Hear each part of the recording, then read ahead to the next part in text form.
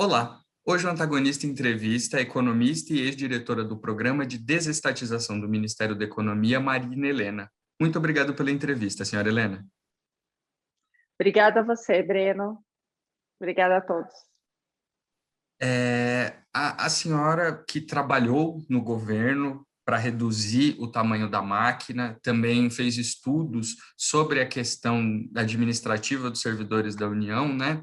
Qual que é a sua avaliação sobre as discussões sobre a reforma administrativa, né? Muito se fala da inclusão de membros das Forças Armadas e do Judiciário, muito se fala também da necessidade de proteger os servidores da influência política nessa reforma. Qual que é o resumo que a senhora traria disso tudo? Bom, esses pontos que você comentou, eu sou completamente favorável. Nós organizamos, inclusive, uma petição pública, né, pelo fim dos supersalários e a favor de uma reforma administrativa que, de fato, seja para todos, então, que também inclua a elite do funcionalismo público, né? Então, o ideal seria, sim, que incluísse militares e os membros de poder, então a gente está falando aqui de juízes, procuradores, deputados, senadores, todos deveriam ser incluídos nessa reforma. Quanto à questão que você falou de evitar que você tenha uma captura política, né, do servidor público, isso é fundamental. Ninguém aqui quer regredir, né? A gente sabe que, inclusive, no próprio texto da PEC, da reforma administrativa, está bem claro ali de que você não poderia, por hipótese alguma, demitir alguém, né, por motivos político-partidários, enfim. Então, a reforma administrativa tem se criado alguns mitos, né? A primeira é essa, a PEC da rachadinha, que vai permitir que você coloque pessoas, enfim, que não façam concurso, ou então que sujeite essas pessoas a qualquer tipo de mando e desmando, né, do político de ocasião, mas é o completo oposto disso, né? A proposta não tem nada a ver com isso que tem se aventado, né? Entendi. Voltando um pouquinho nos servidores fora do Executivo Federal, tá? Principalmente Judiciário e Forças Armadas. Quais são os empecilhos para a inclusão dessas categorias na reforma, né? Porque, por exemplo, em relação à Câmara e ao Judiciário, dizem que tem que ser uma proposta que venha direto desse poder, porque pode ser considerado interferência de um poder em outro. Mas há outra corrente que diz que não, porque o projeto foi apresentado pelo executivo, mas abraçado por um parlamentar, e que isso acaba dirimindo todos esses conflitos. Como é que a gente faz, então, para incluir essas outras categorias junto aos servidores federais na reforma do executivo? Eu acho que o principal é a pressão. A ideia da petição foi exatamente essa: pressionar para que todos, de fato, sejam incluídos, porque o Congresso pode incluir todo mundo. Então, se o texto original não inclui os membros de poder, exatamente por ser uma prerrogativa do Congresso Nacional, que seja incluído depois, né? Se não traz os militares, que o Executivo poderia, né, trazer alguma proposta nesse sentido, não vinda do Ministério da Economia, mas do Ministério da Defesa e etc., se tem que ser incluído, o Congresso tem a competência para fazer. Então, eu acredito que o que é bastante necessário agora, de fato, é uma pressão da população para que a reforma inclua a elite do funcionalismo. A única questão que eu acho que vale acho que você vai fazer essa pergunta depois, é que isso é salutar, né? Então, até por isso que eu vi com muitos bons olhos os parlamentares colocarem a questão do PL dos supersalários, a discussão do PL dos supersalários, antes, inclusive, da discussão da PEC da reforma administrativa. É uma maneira de sinalizar para a sociedade, né, de que essas maiores distorções e esses ganhos acima do teto de R$ 39 mil e tudo isso não vai ficar de fora. Então, eu vi com muitos bons olhos, eu acho que isso é muito importante. Agora, a reforma ela vai além disso, ela traz também, vamos dizer assim, uma mudança do vínculo desse servidor, né, com o serviço público e traz coisas que são super importantes, como uma flexibilidade que qualquer organização, seja pública ou privada, precisa ter, metas de desempenho e coisas do gênero para realmente melhorar o serviço prestado à população. Entendi. Outro ponto em relação a essas inclusões e a reformulação, né, do regime de contratação e dos benefícios que serão pagos aos servidores é a questão do direito adquirido, né? Muita gente questiona que se a reforma abarcar os servidores atuais, pode bater no Supremo isso e o Supremo reverter uma parte da reforma por causa do direito adquirido. Conversei com alguns deputados e eles me disseram que isso só valeria se direitos que já são merecedores de serem usufruídos forem limitados ou forem excluídos. Como é que a gente pode fazer para que a reforma abarque a todos, independente de poder, independente de data de entrada no funcionalismo, sem que isso acabe sendo judicializado lá na frente e problematizando uma coisa que é para ajudar o país?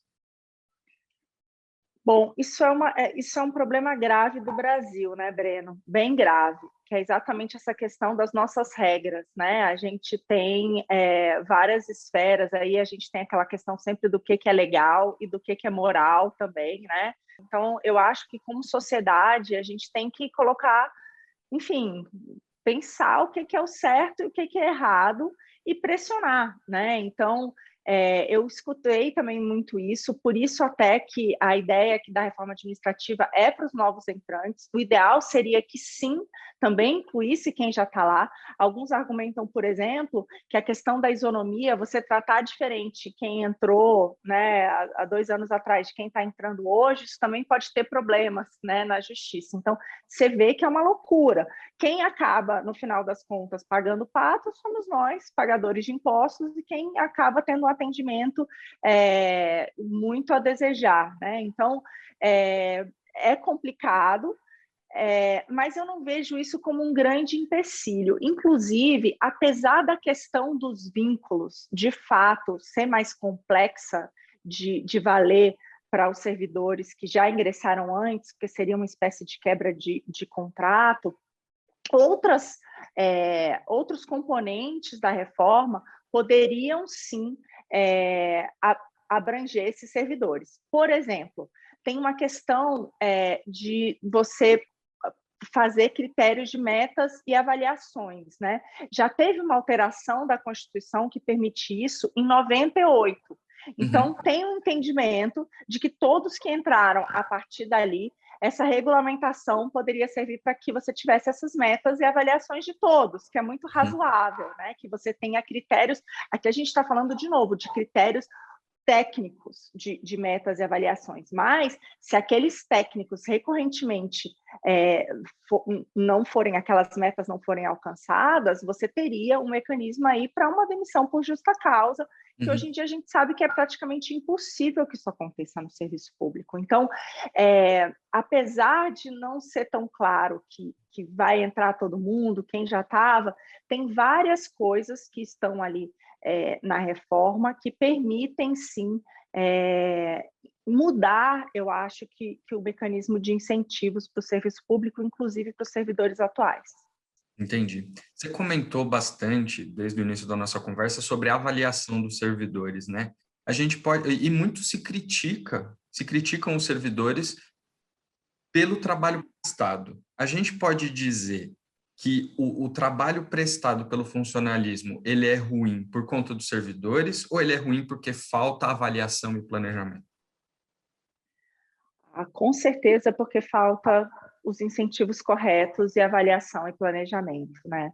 Não existe de forma alguma, aliás, isso é um ponto bastante importante, inclusive, assim, desde que saiu a petição nas minhas redes, eu tenho escutado muitas críticas, né? E principalmente de servidores e sindicatos, e assim, eu acho que o que é importante deixar claro é que a reforma, de maneira alguma, o erro não é do servidor, ele está ali, e o que ele está fazendo é completamente legal, ele está jogando de acordo com as regras que foram acordadas.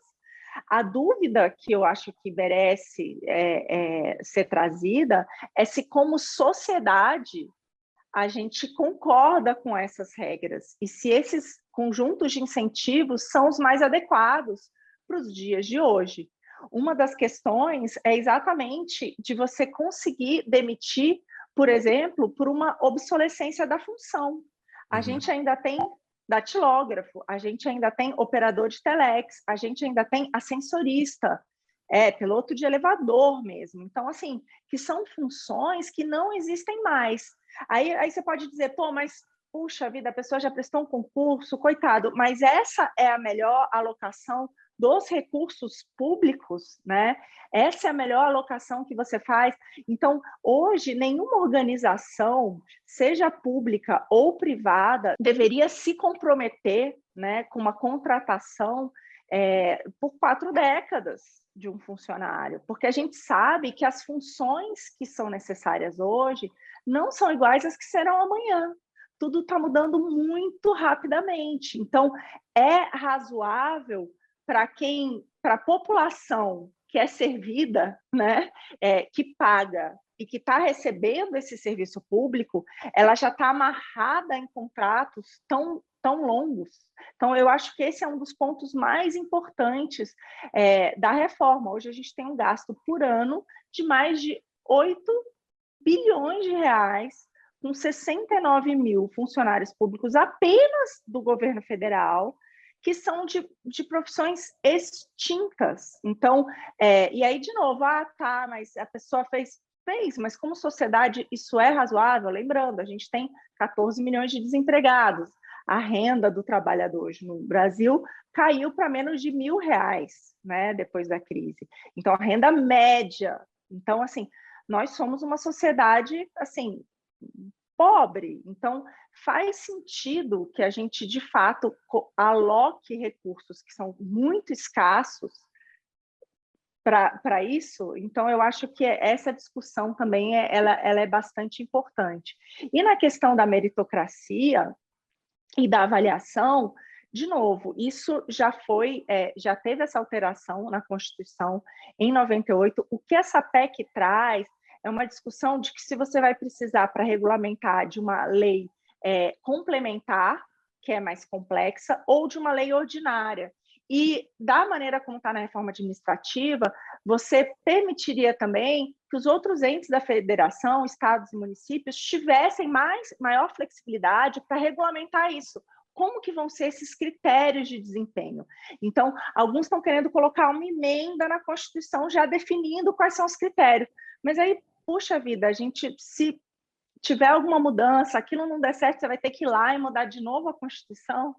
Eu acho que qualquer tipo de regulamentação ela é bem-vinda. O que não dá é porque isso foi aprovado já, a emenda em 98, e até hoje ela não foi regulamentada. Então, assim, o que é inaceitável é se perder mais 2 décadas sem fazer essa regulamentação. Então, da maneira que for, eu acho que é super importante trazer esse debate e que disso saiam, de fato, as leis que precisam ser feitas para regulamentar a avaliação de desempenho.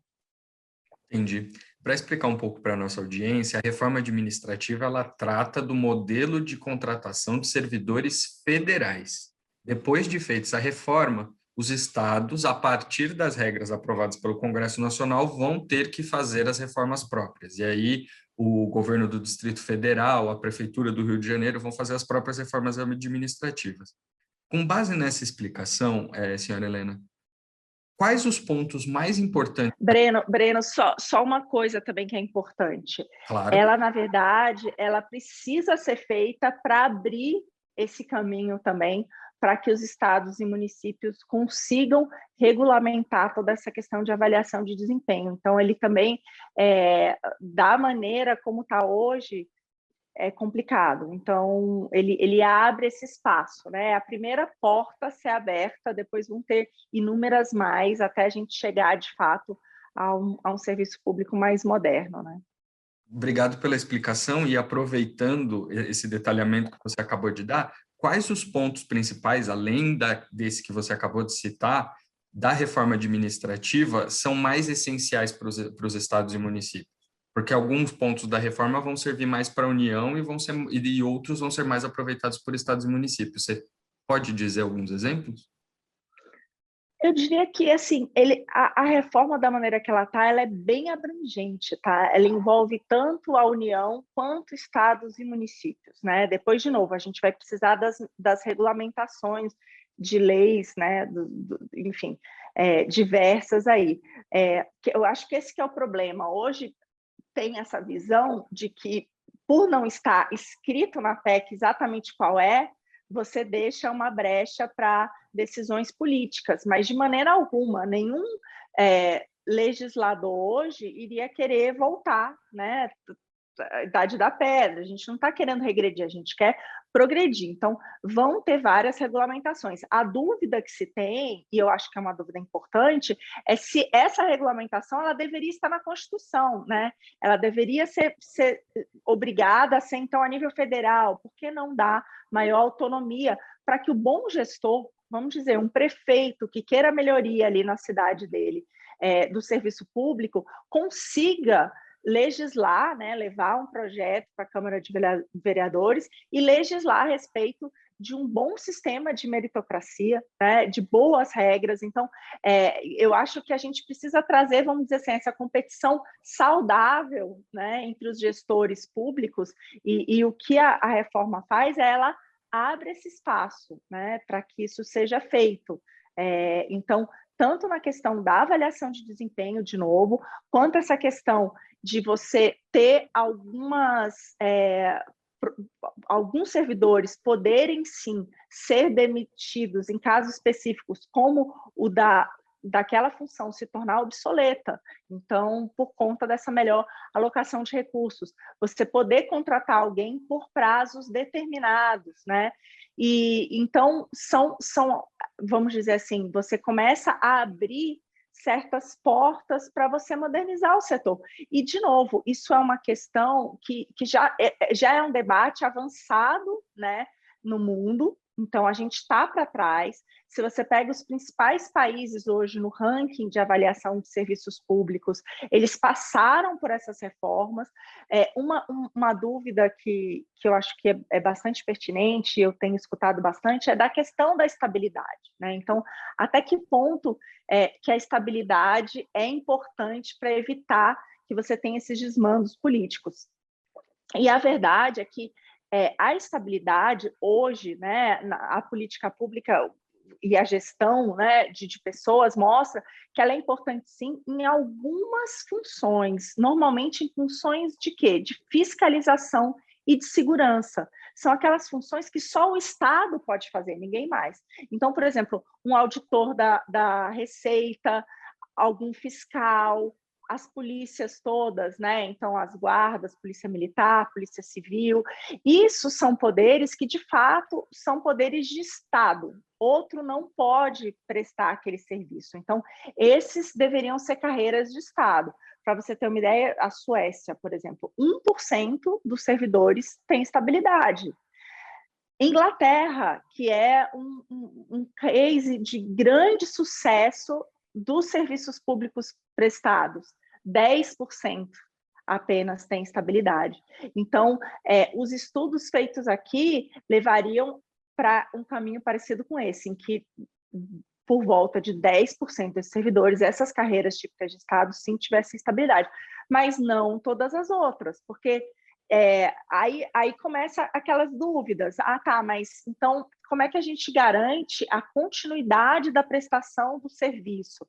Puxa, a continuidade da prestação do serviço, ela é dada quando você tem que ter justificativas muito claras para esse tipo de desligamento, né? E também que a contratação seja feita via concurso, né, por critérios técnicos, então que tanto a contratação quanto o desligamento leve isso em consideração. Mas hoje, por exemplo, escolas públicas, escolas privadas, pois as escolas privadas têm descontinuidade do serviço, hospitais privados têm descontinuidade do serviço, então não faz sentido esse argumento, né? É assim que a gente vê.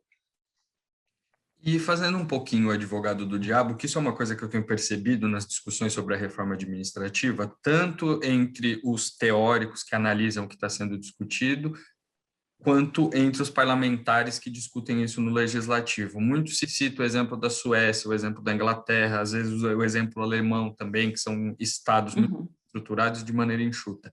Mas seria inteligente para o Brasil ficar se baseando em modelos de países em que há combate à corrupção, em que não o fisiologismo político e a troca escusa de favores é totalmente condenada? Será que se a gente não pegar esses exemplos de países que dão certo no funcionalismo e já têm uma estrutura e uma democracia solidificadas e trazê-los para cá, para terras tupiniquins, isso não pode voltar contra nós? Isso não pode gerar um problema para daqui 5, 6, 7 anos?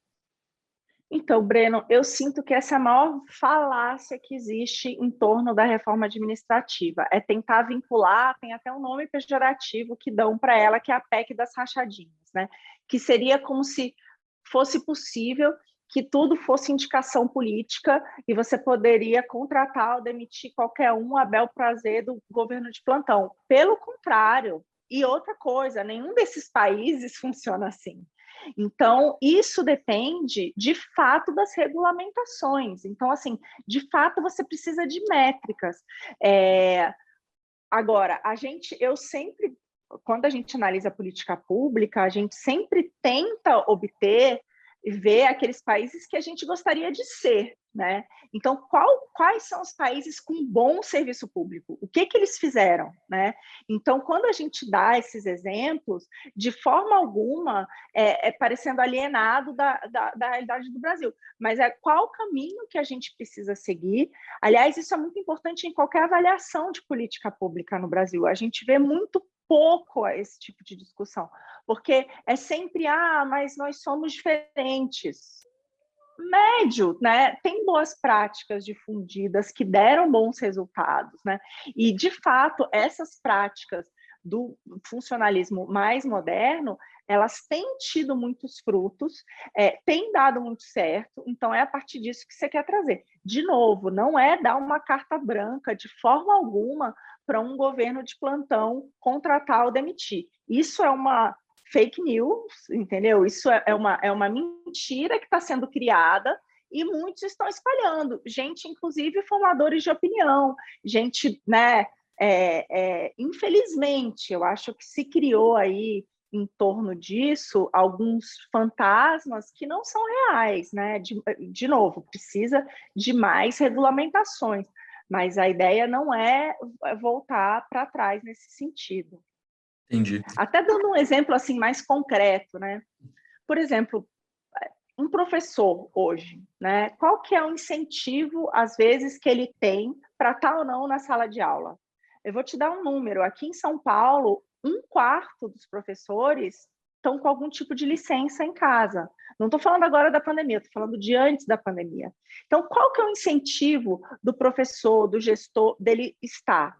É difícil você dar esse incentivo. Então, você pode criar maneiras de remunerar esses servidores por estarem na sala de aula, maneiras de remunerar quando o aluno tem uma nota melhor no IDEB. Se você consegue pegar esse grupo de incentivos e remunerar da forma correta, eu tenho certeza que a gente vai ter uma educação de muito melhor qualidade. Então, aqui, em momento nenhum, a gente está falando de que o professor vai ser escolhido pelo prefeito, ou não, né? De maneira alguma. Mas é você realmente ter um conjunto de incentivos corretos que faça com que eles queiram estar na sala de aula e que a meta seja ali a aprendizagem daquele aluno. Né? Entendi. A gente está caminhando para o fim da nossa entrevista e uma das últimas perguntas que eu faço para a senhora é: quais pontos do texto da PEC da reforma administrativa precisam ser melhorados e quais pontos desse mesmo texto precisam ser excluídos? Como eu vejo hoje, das discussões até agora, eu acho que a principal alteração que precisa ser feita, de fato, é que ela seja para todos. Então, há inclusão, sim, dos membros de poder, né? De novo, eu não estou completamente convencida de que deva ser só para os novos entrantes, né? Grande parte do que está ali pode, sim, também ser aplicada a quem já está na ativa, então eu acho que isso também é importante, daria um incentivo correto. Então, eu diria que é isso, que o que é mais importante de ser modificado é que ela seja, de fato, uma reforma para todos, inclua todos, e principalmente a elite do funcionalismo. Isso é muito importante para você dar o exemplo, e aí por isso que também, de novo, o PL dos supersalários também é bem importante nessa direção, que é pegar com que todos esses auxílios, ganhos retroativos. Hoje em dia, olha que maluquice, hoje em dia um servidor na ativa ganha um adicional por desempenho e às vezes isso é incorporado na aposentadoria, em servidores que estão aposentados. Isso é o tipo da coisa que hoje é comum no serviço público e é um absurdo. Então, que muitos dos elementos que estão ali, tirar esses penduricalhos todos, por exemplo, você não permitir mais que você tenha uma progressão em carreira por tempo de serviço, né? Daqui por diante, você precisa que seja por conta de meritocracia, que você realizou um bom trabalho, por critérios objetivos. A outra coisa, você ganha uma função de chefia, fica ali 2 anos e incorpora isso para o resto da vida. Puxa, é muito razoável que alguém que esteja numa posição de liderança e tenha todo o ônus dessa posição receba mais. Mas uma vez que aquilo ali acabou, não faz sentido isso ser incorporado, né, para o resto da vida. Tem meio que um rodízio ali dos servidores para isso. Então, esse tipo de todas esses penduricalhos, né, e precisam de fato acabar. Então, a reforma, eu acho que ela já é abrangente, ela precisa ficar mais abrangente. Acho que esse é o principal ponto. Entendi. Senhora Helena, tem mais alguma coisa que a senhora gostaria de acrescentar que a audiência do antagonista precisa saber? Eu diria para que todos precisam se informar melhor, né? Não acreditem no que tem acontecido em termos às vezes, opiniões e matérias mentirosas a respeito. Tentem se informar melhor a respeito. É, de fato, uma mudança. Hoje, o Estado brasileiro ele é muito concentrador de renda, é um Robin Hood às avessas. A gente pega do total de impostos que a gente arrecada, quase metade vão para os 20% mais ricos, menos de 5% para os 20% mais vulneráveis da sociedade. E a reforma administrativa é uma das principais reformas para modificar isso. É uma das principais reformas para trazer um serviço público de qualidade e evitar que você tenha esse Estado, né, servindo para aumentar a desigualdade de renda ao invés de reduzir.